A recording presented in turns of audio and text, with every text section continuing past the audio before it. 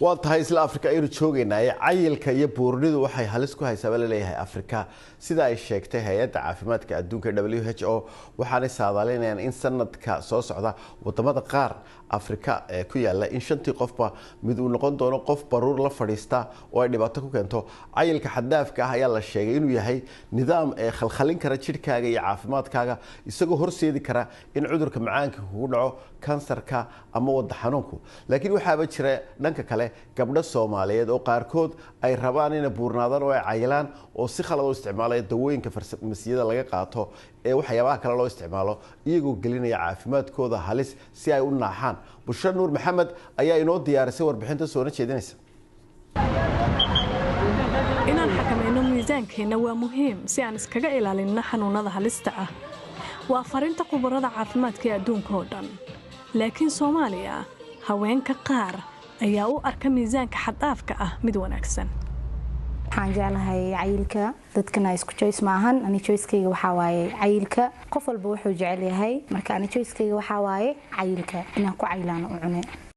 Faadumo magaceeda dhabta ma aha waana mid kamid ah dumar badan oo Soomaaliyeed oo isticmaala daawooyinka sida abitamin iyo dexamethasone laakiin waxay u isticmaalaan ujeedooyinkii aan loogu talagalin daawooyinkaas dexamethasone waa kaniin loo isticmaalo daaweynta cudurrada sida neefta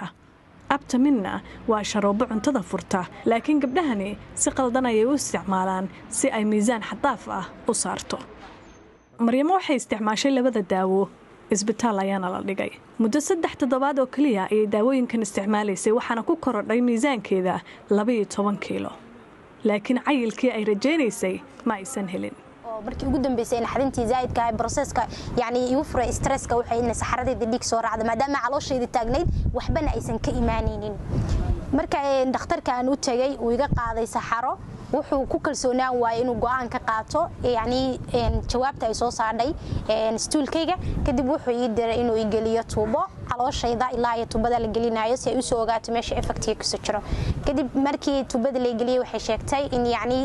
dheefshiidkayga wax ka khaldan yihiin laba tuubo oo calooshayda ku jirana xoogaa ay sameeyeen barar markaad qaadato aftermin iyo dexamethasone labadii isla qaadato waxaad ku tala gashaa aragaaga inuu mataqaana ama indhaha ka dhici karaan ama mataqaana aragga uu ka dhacayo dexamethasone iyaduna waxyaabaha ay sameeyay waxa kamid ah bilaxay biyo korka ku celinaya marka qofku waa bararaya qof fuursan buu noqonayaa oo bararsan gaas baa gabdhihii wajigii iyo uu bararaya marka waxay u qabaan cayil iyo qurux iyo fiicnaan maartay Faiza waa mid kamid ah shirkadaha soo saara daawada dexamethasone afayeen u hadlaya BBC-da ku yiri dexamethasone waa daawo yareysa bararka waxaana loo isticmaalaa in lagu daaweeyo dhowr xaaladood oo caafimaad si la mid ah daawooyinka dhaqaatiirta ay qoraan oo dhan dexamethasone waxa la isticmaali karaa oo kaliya marka uu ku qoro dhakhtar Faiza ma taageerayso isticmaalka daawooyinkan iyadoo dhakhtar uusan ku qorin BBC-da ayaa sidoo kale la xiriirtay Teal Healthcare shirkadda soo saarta abitamin wuxuuna fadhigeedu yahay Chennai India laakiin kamaanan helin wax jawaab ah laakiin boggeeda internetka waxa ku cad in sharoobadani ay tahay oo kaliya in la isticmaalo markuu dhakhtar ku qoro hase yeeshee daawooyinkan oo dhan waxa laga iibsan karaa goobaha daawooyinka lagu iibiyo dalal badan oo Afrikaan ah waxaana jira walaac laga qabo in baraha bulshada ay saameyn ku yeelanayaan gabdhahani si miisaankooda ay u kordhiyaan Allah baayaha isticmaalin walaahi waxa soo xasuustay Maryam hadda waxay gabdhaha uga digtaa isticmaalka daawooyinkaas iyadoo isticmaalaysa baraha bulshada laakiin waxa huwaal ah in wacyigelinteeda aanay saameyn badan yeelan doonin oo loo baahan yahay sharciyo adag tusaale ahaan Ingiriiska iibinta sharoobada abitamin waa sharci darro waxayna dhaqaatiirta ka digayaan cawaaqib xumada ka dhalan karta isticmaalka qaldan ee daawadan ra'yi ahaan aragtida quruxda waa lagu kala duwan yahay adduunka oo dhan laakiin wadada loo marayo way adag tahay fariinta ay Maryan rajaynayso inay gabdhaha gaarto Bushra Nuur Maxamed BBC London